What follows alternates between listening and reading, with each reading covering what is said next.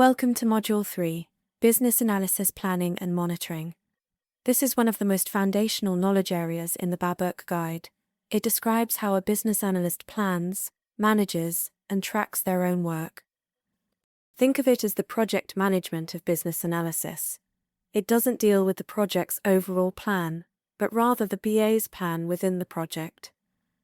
So, before a BA even begins eliciting requirements or designing solutions, they must first answer, how will I conduct my analysis? Who will I involve? What standards will I follow? How will I measure success? That's exactly what this module is about, setting up that framework so every BA activity is organized, traceable, and value-driven.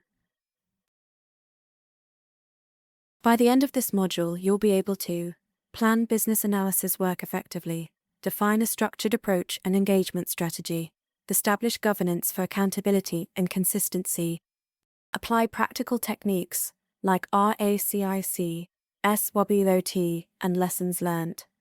In other words, we'll learn to plan, manage, and measure our own work, just like a project manager does for the project. If you've ever been in a project where people said, "Wait, who's approving this?" or "Where's that document stored?" this module will fix those gaps once and for all. Business analysis planning and monitoring is basically the management side of business analysis. This knowledge area ensures your work as a BA is not reactive, but structured, traceable, and aligned with business needs. The BABOK framework identifies 5 key deliverables: a business analysis plan, your roadmap for BA work, a governance approach, rules and approvals, a stakeholder engagement plan, your communication strategy, an information management plan, where and how information is stored, performance improvement recommendations, to get better over time.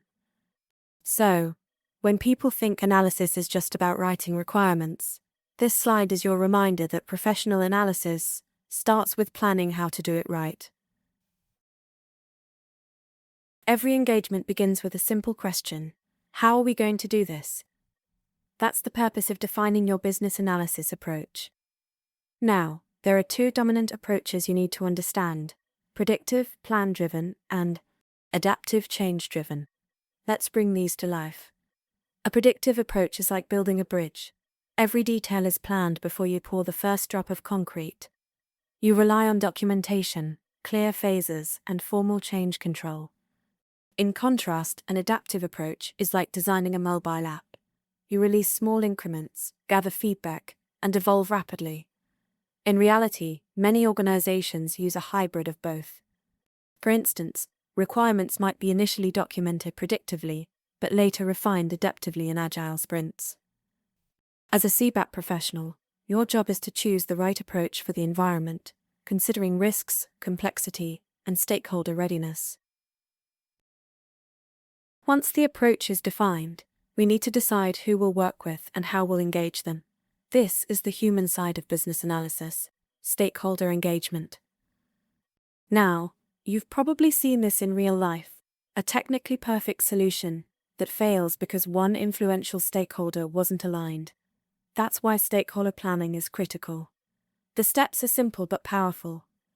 Identify every stakeholder: internal, external, users, regulators, sponsors, vendors. Analyze their power and interest, using tools like the Power Interest Grid. Define engagement methods: one-on-one sessions, workshops, or communication dashboards. For example, during a CRM rollout, you might engage the sales director with weekly demos, but keep the finance team informed through monthly summaries. Remember, good stakeholder engagement prevents surprises. Techniques like RACI matrix, stakeholder analysis, and interviews help you do it systematically.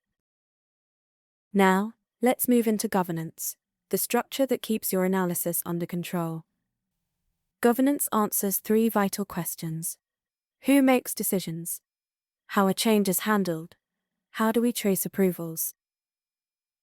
In real projects, governance prevents confusion and rework. Let's say a product manager requests a new feature halfway through a sprint. Without governance, that could derail development. With governance, there's a defined change control process. Maybe small changes go to the BA, larger ones go to a change control board. We also set decision-making authority, who approves what, and traceability procedures, so every requirement can be tracked to its source. Techniques like decision modeling, RACI matrix, and process modeling formalize this. The goal is accountability, making sure decisions are clear, consistent, and visible. Next, let's talk about how we manage our analysis information, because let's face it, BA work generates tons of documents, models, and notes. Information management defines how all that content will be stored, accessed, and reused. The goal? Prevent chaos. No more outdated requirements sitting on someone's desktop. You'll want to define where documents live, for example. SharePoint, Confluence, who can edit or view them, how versions are tracked, and how information is secured and retained. For example, in a healthcare project, you might use role-based access for confidentiality. Business users see summaries, while developers access detailed specs. It's also about traceability, connecting requirements to test cases, to designs, and to business goals. When done right, you can answer any audit question confidently, with a single document trail. Okay, now let's look at continuous improvement. Because business analysis isn't a one-time act, it's an evolving discipline. This is where you measure how efficient and effective your analysis process is and identify areas to improve. BABOK highlights 2 performance dimensions: efficiency, how well used resources, time, and effort; effectiveness, how well your results met stakeholder expectations. Let's say you delivered requirements on time, but the development team found many gaps. That's low effectiveness. Or maybe you did great analysis, but spent double the planned time. That's low efficiency. So, BAs use tools like SWOT analysis to find strengths and weaknesses, root cause analysis to fix issues, and lessons learned to share knowledge across projects. Continuous improvement is what turns a good BA into an exceptional one. It builds professional maturity. Here's a quick recap of the key techniques that support everything we've discussed. RACI matrix clarifies accountability. Stakeholder analysis identifies influence and engagement strategies.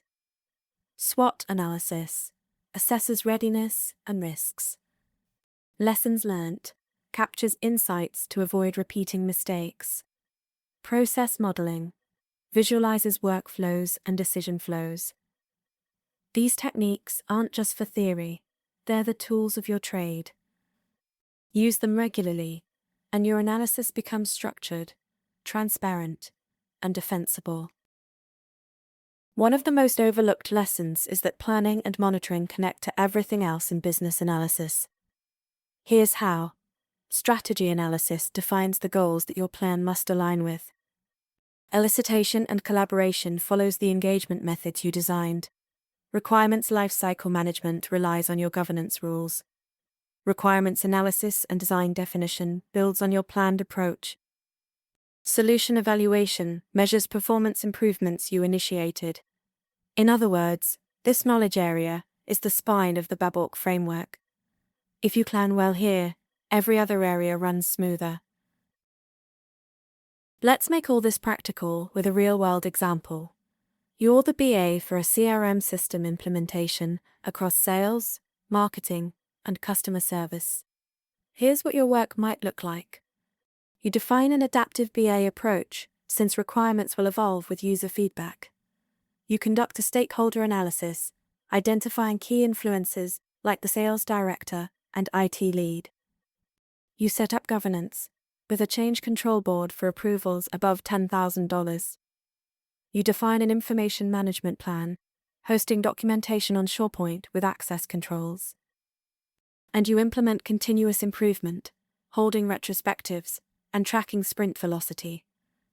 Notice how all 5 planning elements come together: approach, engagement, governance, information, and improvement, working as one cohesive system.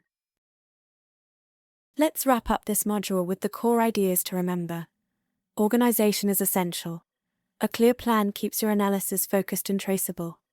Governance drives success. Defined decision rights prevent confusion and delays. Continuous improvement fuels excellence. Reflection and metrics help you grow. 5 key outputs: your BA approach, stakeholder engagement plan, governance approach, information management plan, and performance assessment form the foundation of professional analysis. If you master these 5, you'll never feel lost in a project again. And for your CBAP exam, remember, most scenario questions in this area test your judgment, not your memory. They'll ask, given this situation, which approach or plan should the BA create? Now, you'll know exactly how to think through that. In the next module, we'll move from planning into elicitation and collaboration, where the real conversations with stakeholders begin.